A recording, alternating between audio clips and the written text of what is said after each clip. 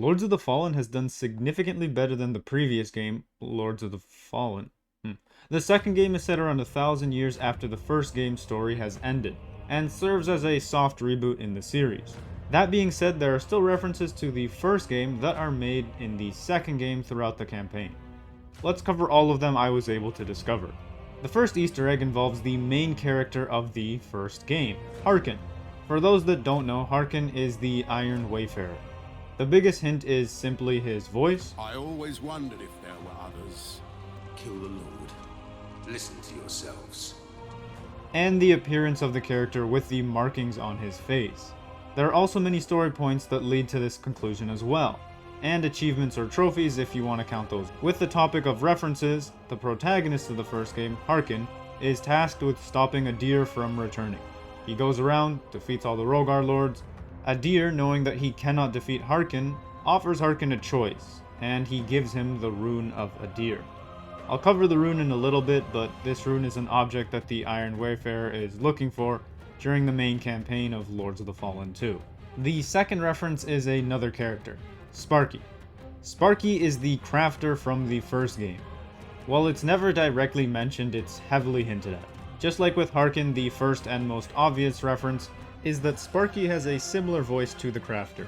I watched the cataclysmic death of a universe.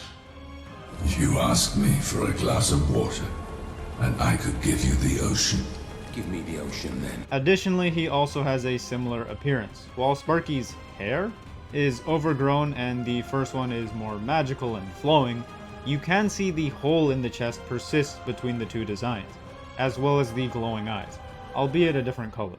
Continuing on with some information in the first game, the crafter helps upgrade equipment and has in-depth knowledge of runes, which is exactly the same as Sparky in the second game. Sparky's dialogue is minimal while he's imprisoned, but he does tell you he traveled the universe for eons. This came as close to my own death as I ever have in all my eons. And if you listen to some of the audio files from the first game, you can see that the crafter travels between worlds freely. I have been everywhere and seen everything. Should you choose to free Sparky from his imprisonment, you will get the achievement Travels Resumed, which is a reference to what I just previously mentioned. Additionally, with freeing Sparky, he offers you his knowledge of runes freely, allowing you to upgrade equipment and socket runes from any vestige in the game. Similar to how the crafter could be summoned to any anvil in the first game in order to help you upgrade gear and equipment. If you decide to not free Sparky, Gerlinda will kill him and give you the crafter's essence, which is literally a direct reference. But I personally prefer to free him regardless of how overpowered that rune is. Speaking of powerful runes though, we are going back to Adyr's rune. I had mentioned earlier that Harkyn was given a choice by Adyr.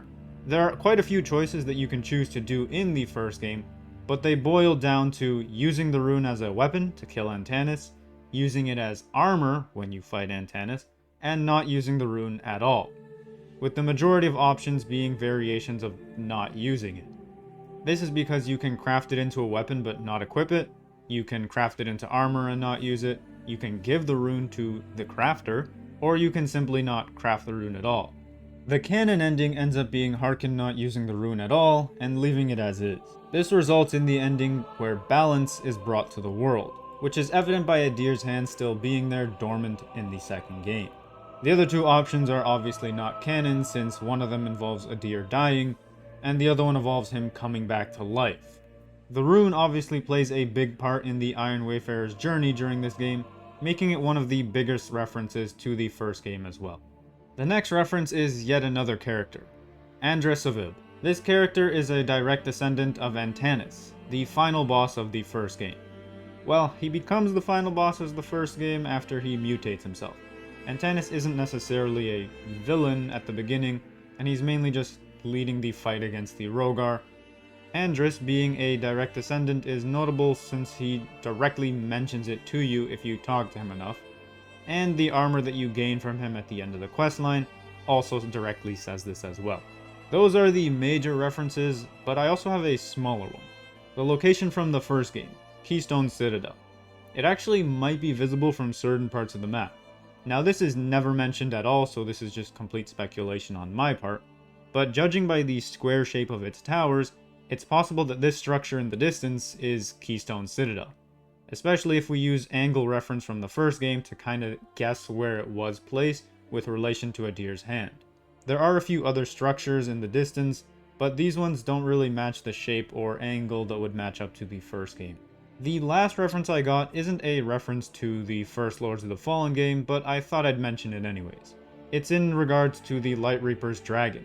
In the first cinematic trailer, it has all 3 heads intact, but by the time the game starts, there is one that is severely damaged, and it's the one that Paladin Isaac hits, which I think was a cool little attention to detail that the developers included. To get all these references, I looked through a bunch of different things, inside and outside of games, from weapons to armor to Wikipedia pages, but I wasn't really able to find too many references to the first game. Let me know if there's anything I missed, I'd love to hear them in the comments, and consider subscribing for more Lords of the Fallen content. Until next time.